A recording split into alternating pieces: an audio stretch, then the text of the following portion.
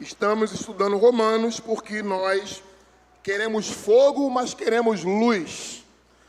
Pastor Hernandes Dias Lopes diz que precisamos ter fogo no coração e luz na mente, entendimento e sensibilidade espiritual.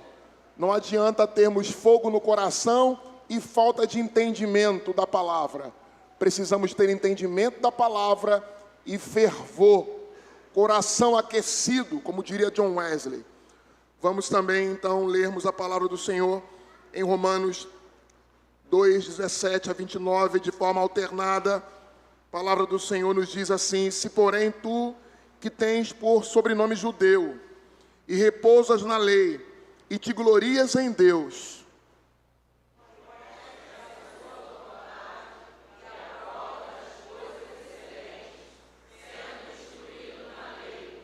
que estás persuadido de que és guia dos cegos, luz dos que se encontram nas trevas,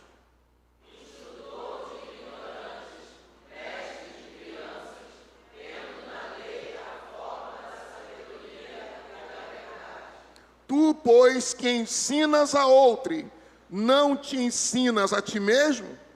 Tu que pregas que não se deve furtar, furtas?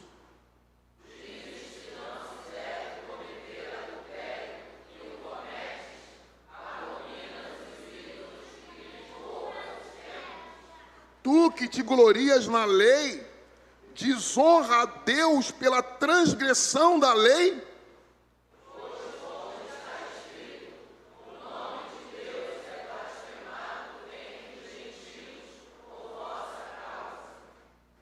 Porque a circuncisão tem valor se praticares a lei.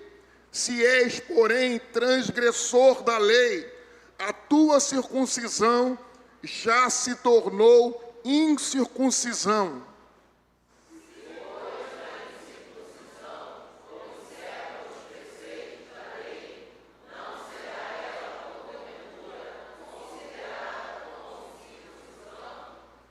E se aquele que é incircunciso por natureza cumpre a lei, certamente ele te julgará a ti, que não obstante a letra e a circuncisão, és transgressor da lei.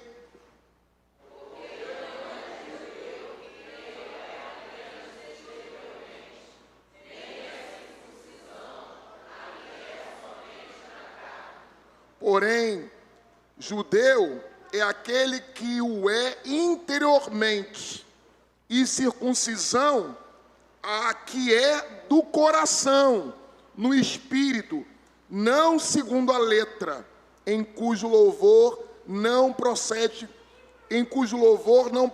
dos homens, mas de Deus. Palavra do Senhor. Deus eterno, nos submetemos à tua palavra e queremos que ela seja a bússola que norteie a nossa pregação, a nossa vida, a nossa prática. É o que te pedimos em nome de Jesus. Amém. Repita comigo: a aliança não nos dá carta branca para pecar. Repita comigo: a aliança não nos dá carta branca para pecar. Esse é o tema da nossa pregação dessa noite. Nós temos pregado nesse texto de Romanos, e é importante, nós tivemos hoje um estudo especial sobre o apóstolo Paulo. Aproveito para dizer, você, meu irmão, membro dessa igreja, pela manhã nós temos a escola bíblica dominical. Nós temos pela manhã a escola bíblica dominical. Pelo número de membros que nós temos aqui, deveriam estar lotados todos os cultos da igreja, de manhã e de noite. De manhã e de noite devíamos ter a igreja cheia, como temos agora. Mas deveríamos ter também pela manhã. E poderíamos trocar, dividir a igreja em dois grupos. Um que vem pela manhã, um que vem pela noite. E ainda assim, deveria estar cheia a igreja. Mas só que você não está nesse grupo. Alguns não estão nem no grupo da manhã, nem no grupo da noite. Mas fica já de cara a minha exortação pastoral para que você esteja na escola bíblica dominical. E nós vimos quem Paulo é. E esse texto de Paulo é importante para nós.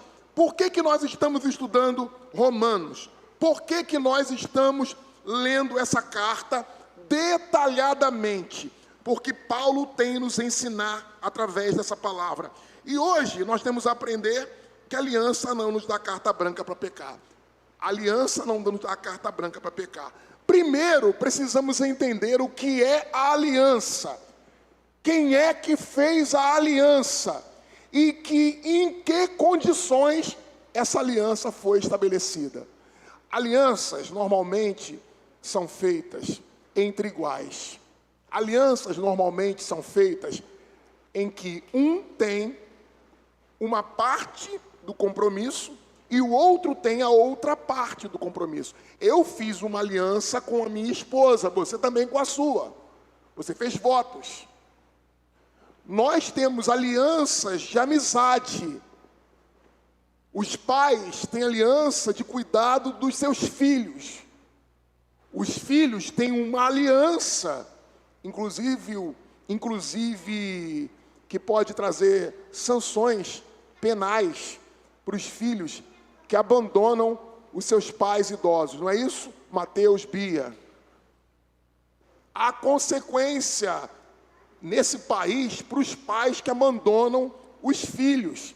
Pais que abandonam os filhos são presos nesse país. Se não entregar a pensão em dia, é preso. Porque os pais têm compromisso com os seus filhos, de cuidar dos seus filhos. Pelo menos deveria ser. É um tipo de aliança, um tipo de compromisso. Gênesis 17, fica claro que Deus estabeleceu um compromisso com um povo. Deus estabeleceu uma aliança com o seu povo e deu diretrizes para essa aliança. O homem e Deus, quando faz aliança, não é uma aliança de iguais, porque Deus não está no mesmo nível que nós. Mas sabe qual é a grande graça dessa aliança que Deus fez conosco? É que Ele nos exige de nós uma única coisa: que nós venhamos a crer, que nós venhamos a nos entregar a essa aliança. O que significa isto? Explique melhor, pastor. Deus fez uma aliança com o seu povo, que Ele escolheu antes da fundação do mundo. Deus escolheu um povo para si, e esse povo é a igreja de Cristo. E o que Ele fez? Ele escolheu nos amar, Ele escolheu nos separar, Ele nos escolheu para filhos, e Ele nos colocou dentro da aliança. Ele fez a aliança, Ele estabeleceu as condições, e Ele também, nessas condições, Ele nos dá poder para viver de acordo com a aliança.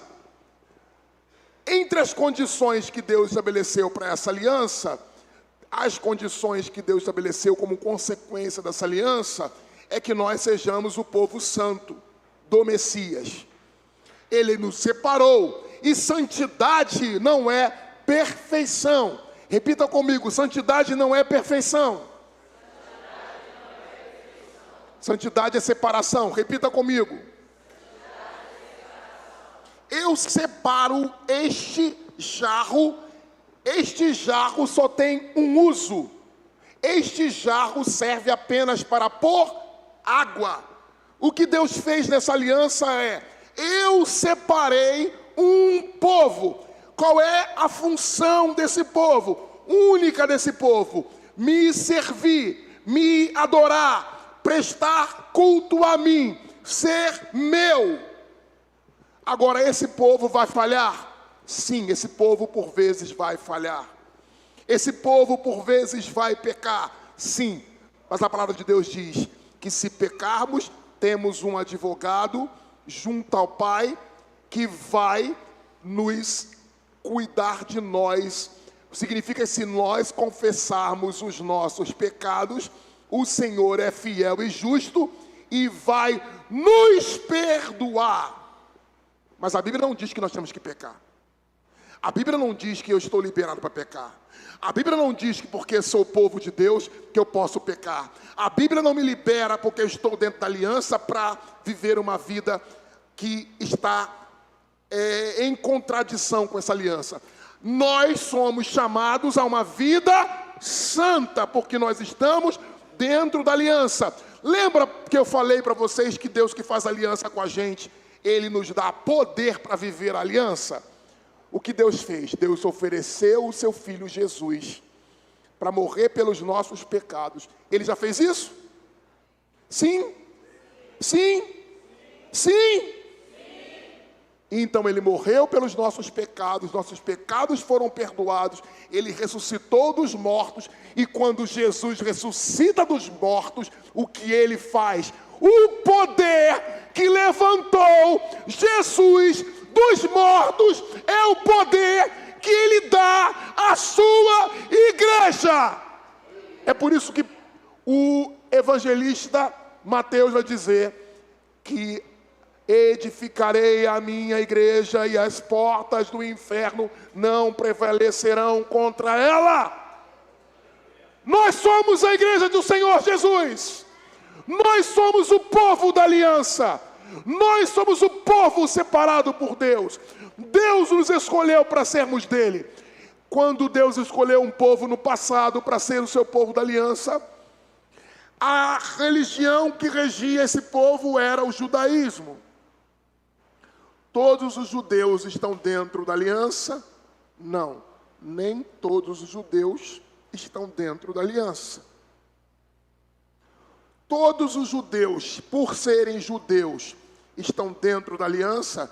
Não. Esse é o equívoco do judaísmo.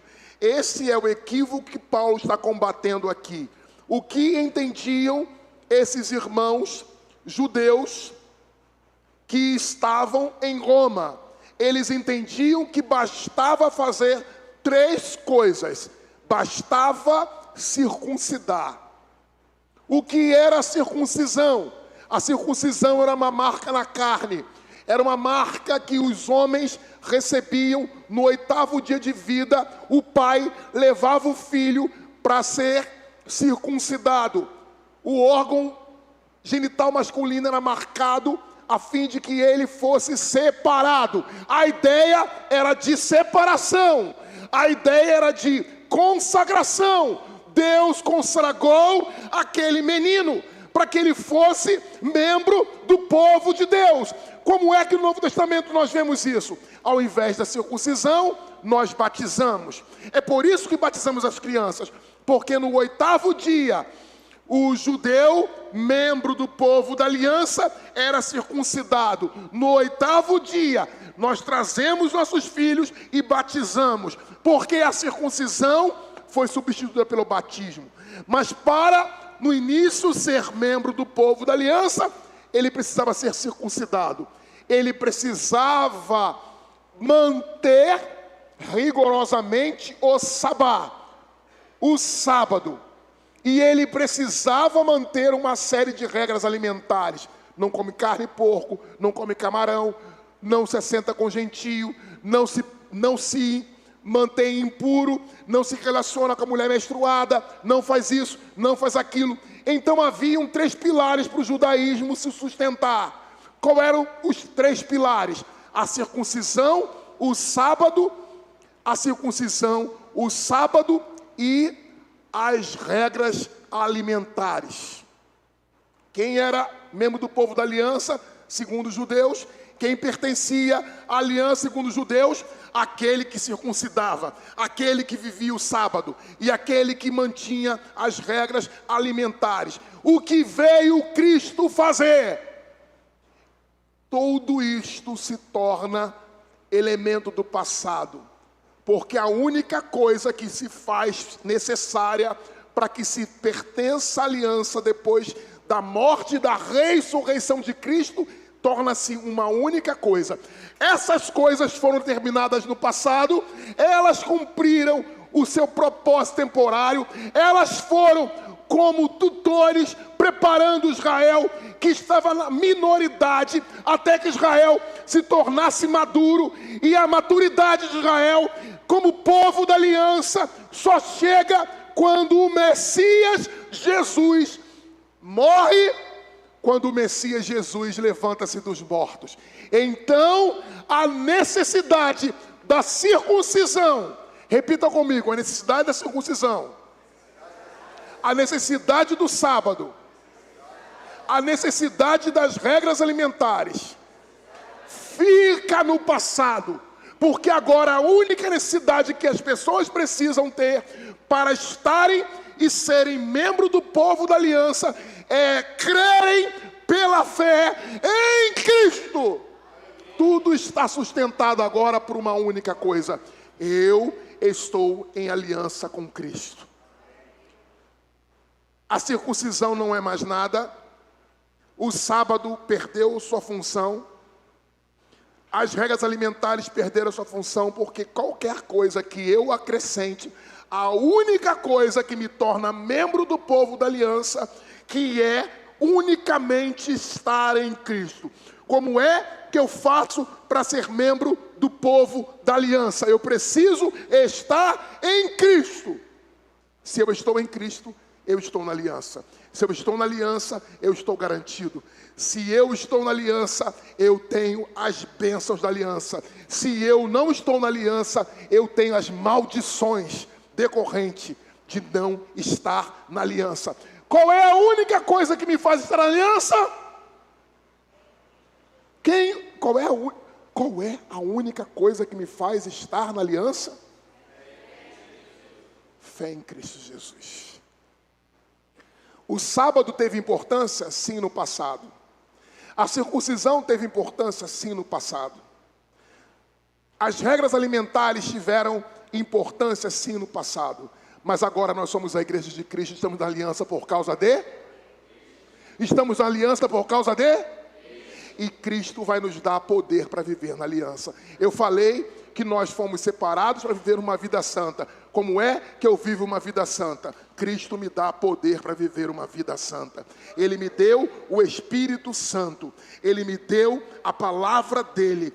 Ele me deu a vida de oração. Ele me deu os sacramentos, o batismo, a ceia do Senhor, como formas de graça manifesta da parte de Deus, para que eu viva na aliança.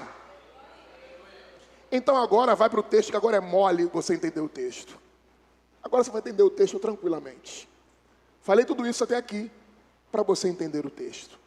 Para você entender que a aliança não nos dá carta branca para viver no pecado. Não foi isso que eu falei? Você ouviu tudo que eu falei aqui? A aliança não nos dá carta branca para viver no pecado. A aliança não nos dá carta branca para viver no pecado. Pelo contrário, a aliança nos possibilita a vivermos uma vida de entrega, de consagração, de separação, de plenitude do Espírito Santo, de vida plena. Veja comigo o texto. Agora sim, você e eu vamos passar pelo texto bem tranquilos e vamos entender o texto. Abra comigo aí, se você fechou o texto, abra comigo.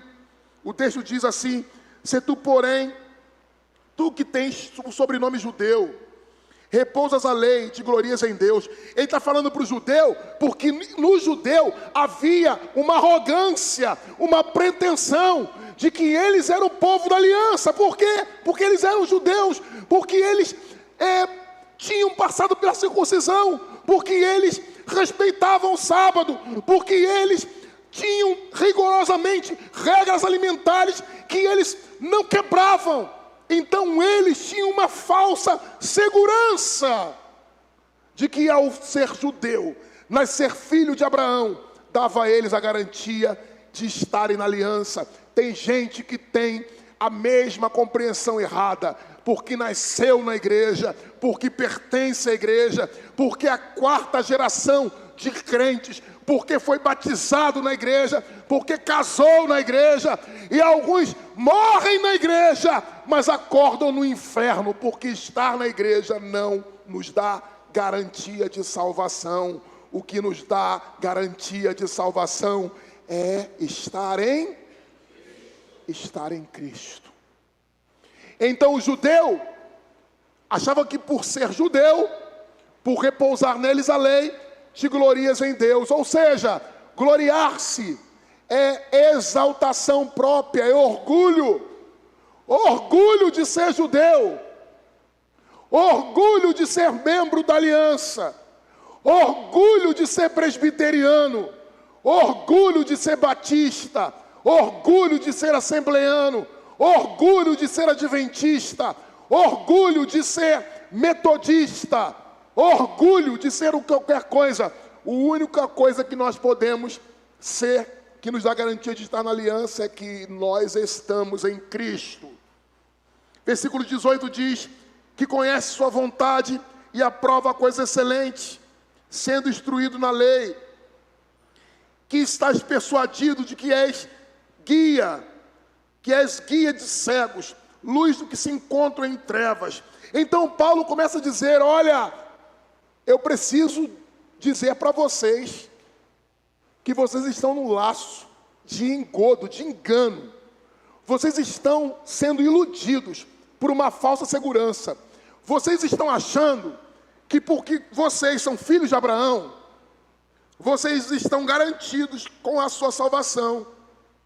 Vocês estão achando que basta pertencer à igreja, ser do coral, pertencer à SAF, ser pastor, de que isso é suficiente. Mas eu digo que não. O que é preciso ter é coerência entre aquilo que se ensina e aquilo que se vive. Vocês têm a lei, vocês têm o sábado, vocês vêm à igreja, vocês cantam, vocês dão o dízimo, mas tudo isso não é suficiente. O que Paulo está dizendo para nós não é que devemos abrir mão dessas coisas, não é que está invalidada completamente a lei, é de que não há salvação em nenhum rito religioso, porque nenhum rito religioso nos faz pertencer a Deus, pertencer a Cristo. Pelo contrário, o que produz a religiosidade, irmãos, religiosidade produz dureza de coração. Os profetas, eles alertam para isso. Vocês cantam canções ao meu nome, vocês abrem a boca para me louvarem, vocês exaltam o meu nome, mas o coração de vocês não está comigo.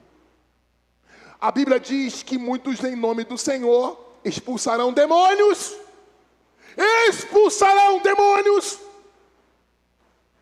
gritarão que estão pregando em nome de Deus, se dirão apóstolos, se dirão profetas, se dirão pastores, mas quando chegarem diante do Senhor, ouvirá do Senhor, eu não conheço vocês, eu não sei quem vocês são, porque o cristão, o homem de Deus, o povo da aliança, tem primeiro o coração, as entranhas, a vida interna, em concordância com a palavra de Deus.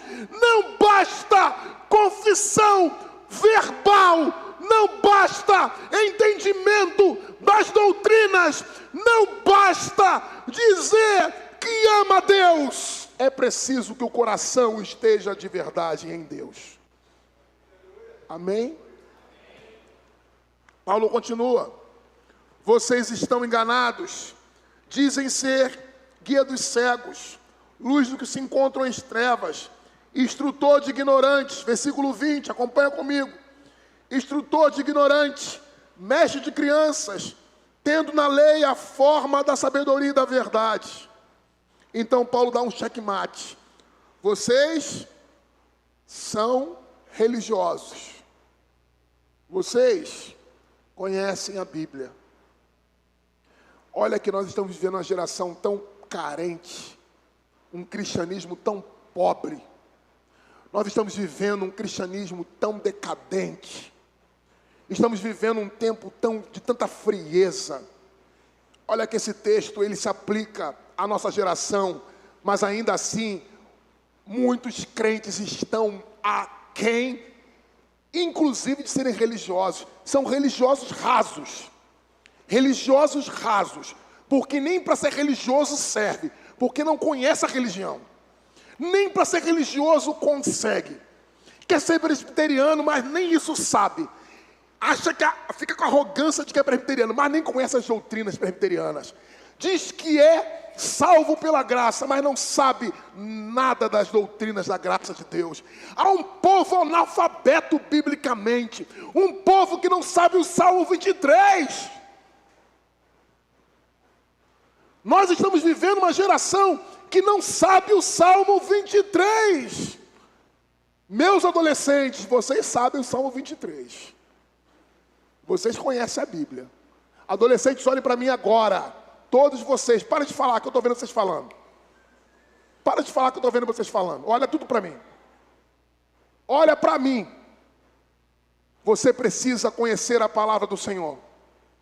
Você precisa amar o Senhor. Você precisa amar a verdade de Deus. Você precisa viver a verdade de Deus. Se o seu coração não for do Senhor agora, se você não se entregar ao Senhor agora, se você não compreender o Senhor agora, quando é que isso vai acontecer? Você adolescente, olha para mim, olha para mim. Tem a oportunidade de, sem deboche, você não é adolescente. Você é linda, mas não é adolescente. Você é criança, você é adulto. Mas eu estou pegando no pé do adolescente porque vocês têm a oportunidade de não viver na impureza, de não viver no pecado, de não conhecer esse mundo, de não conhecer. Você quer conhecer? Não queira conhecer esse mundo, porque esse mundo é mau. O pecado destrói, o pecado mata, o pecado definha, o pecado torna um bicho, o pecado torna um vício, o pecado destrói a sua vida.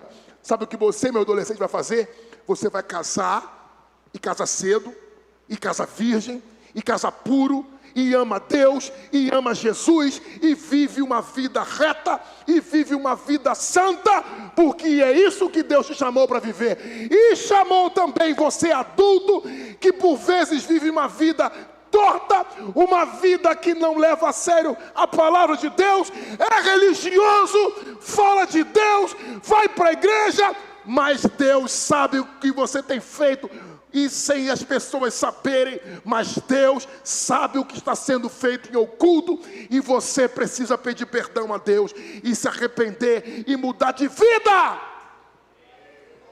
A vida do crente é uma vida de pureza. A vida do crente é uma vida de santidade.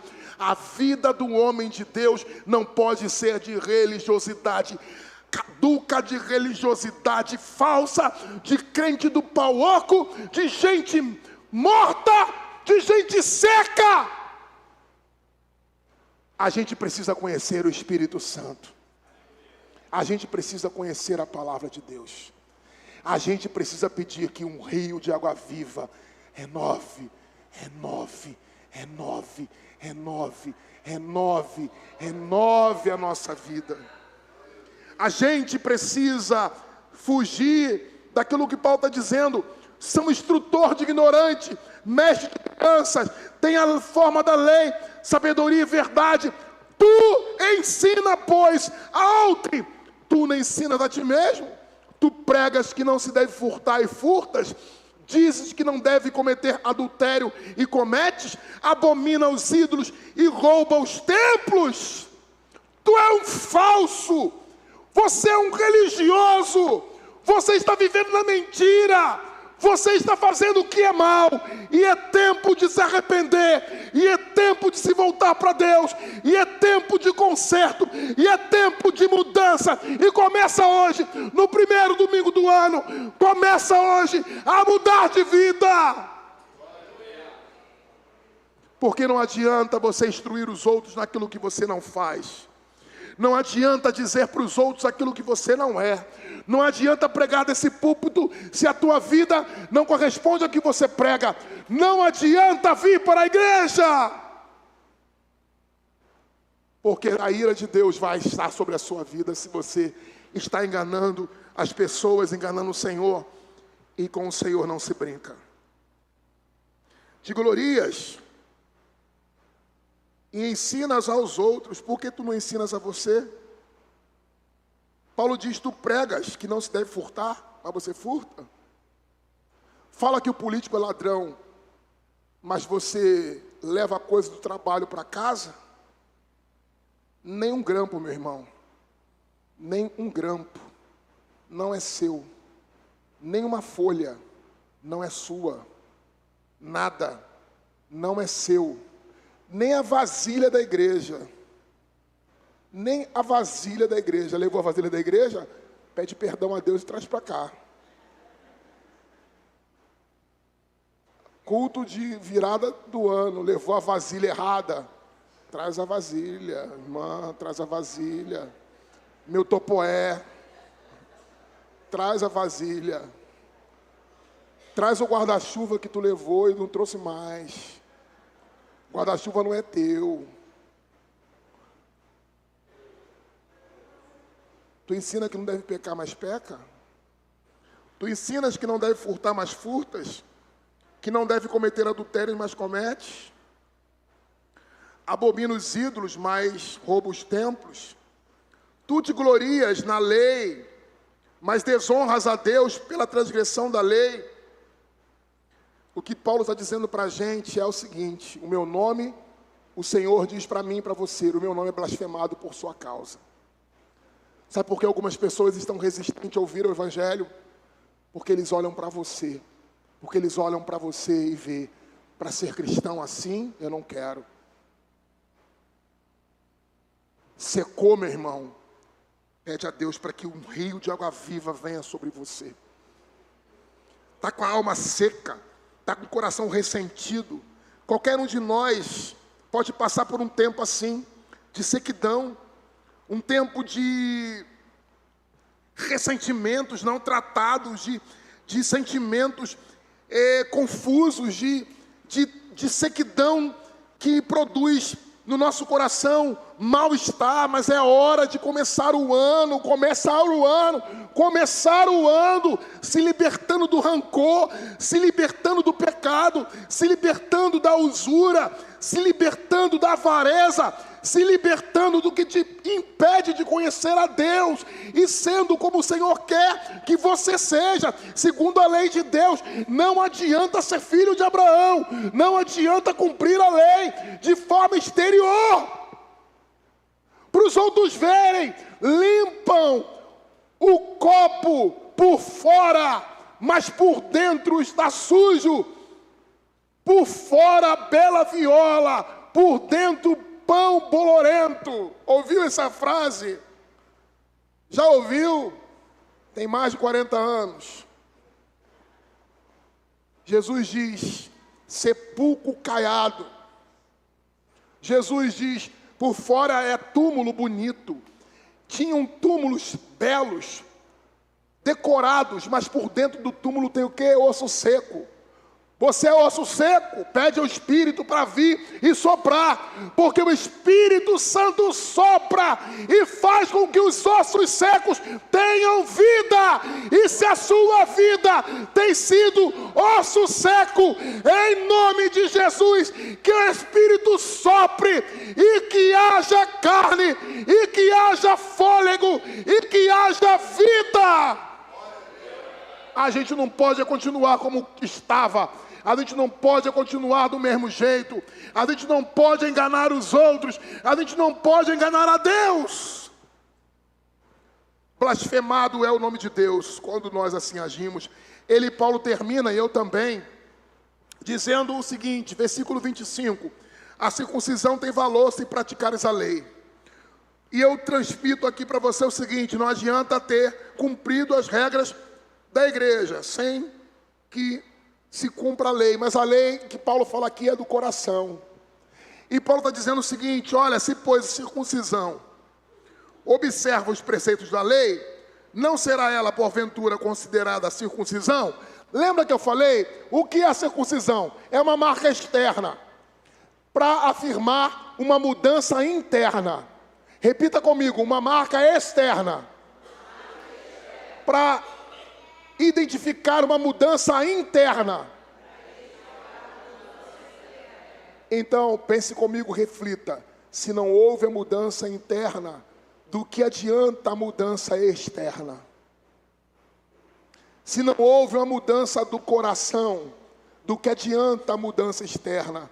Pode botar roupa longa, pode ter linguajar de crente, pode repetir o estereótipo de crente, pode repreender o diabo, pode amarrar Satanás, pode fazer o que quiser, Satanás ri. Porque ele não te conhece se você não vive de acordo com a lei de Deus dentro do coração. Dentro do coração não vale as religiosidades.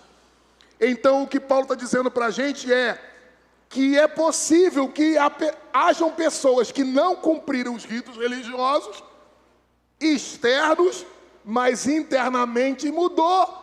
Ou seja, versículo 27, e se aquele que é incircunciso por natureza cumpre a lei, certamente ele te julgará a ti, não obstante a letra da circuncisão, és transgressor da lei. Eu não sei você, mas eu já tive na minha vida de crente, de cristão, porque crente não peca em paz, né? Crente não peca em paz não, meu irmão. Você é crente, não vai pecar em paz não. Você não vai pecar em paz não, porque o Espírito Santo, você é do Senhor. Nem para pecar você vai ter paz. Fui eu na minha juventude pecar. Fui pecar. Crente, vou lá, vou pecar. Fui pecar. Fui para uns lugares aí, estranho. Fui lá, beber uns negócios estranhos, viver como pecador. Fui pecar. Fui lá, minha juventude. Chegou lá, tinha uma pessoa lá, falou, você está fazendo o que aqui? Meu Deus do céu, nunca vou pecar, quando vou pecar, tem alguém aqui para me dizer o que eu tenho que fazer. Eu estou dizendo para você, meu irmão, que não adianta você voltar-se para o pecado, você pertence a Deus. Deus vai abrir a boca de quem nem quer conhece a Deus, para dizer para você, aqui não é o seu lugar. Porque você pertence a Deus. Porque crente não tem que pecar. E quando vai pecar, o Espírito Santo vai falar. O Espírito Santo vai falar. O Espírito Santo vai falar. Até você se converter e mudar. Então, meu irmão, eu quero terminar minha palavra dizendo o seguinte: não adianta brincar com Deus. Deus não brinca. Não adianta ser cristão externamente. Quando você é cristão de verdade, quando você foge para viver no pecado, Deus vai te trazer. Deus vai te trazer. Deus vai te trazer. E é bom que te traga por bem, porque senão Ele traz por mal. E você vem. Porque o eleito de Deus vai vir para o Senhor. Se não vir por bem, mesmo que Ele te esmague, Ele traz você todo quebrado, mas você vem para os pés dEle, porque você pertence a Ele. E não adianta ficar na casa de Deus, brincando com Ele, sendo uma pessoa de fato que você não é, porque Deus quer que o seu coração seja todo dEle, a vida toda dEle. Não apenas externamente, mas todo o seu ser, toda a sua vida, toda a sua alma precisa pertencer a Deus. Não adianta ser o externo. Você não vai pecar em paz, porque eu vou orar e tenho orado e posto esse joelho para orar pela sua igreja, para que você não peque em paz. E quando pecar, vai se arrepender, vai voltar e vai viver a vida verdadeira.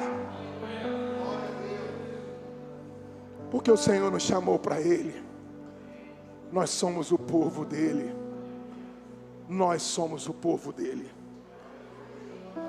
O apóstolo Paulo termina, e eu também, dizendo o seguinte: judeu, ou seja, membro da aliança, é aquele que o é interiormente. Que o é interiormente. E circuncisão, Aqui é do quê? Do coração e do? Não segundo a letra, em cujo louvor não procede dos homens, mas de Deus. Comece o seu ano fazendo uma mudança radical na sua vida. Não vai brincar com aquilo que é santo. Pelo contrário, hoje é tempo de mudar. Senhor, em nome de Jesus, faz mudança em nosso meio. Converte o coração daqueles que estão ainda afastados do Senhor, que externamente já servem a Ti, mas que no coração brincam com aquilo que é santo e profanam o Teu nome. Pai eterno, em nome de Jesus, que essa palavra se aplique à nossa vida e traga mudanças verdadeiras, profundas, e que o nome do Senhor seja exaltado através da nossa vida e das mudanças que haverão entre nós. Que haja consagração de vidas nessa noite e que o Teu nome seja glorificado através dessas vidas. É o que oramos a Ti por meio de Jesus e no poder do Espírito Santo, que todos digam amém.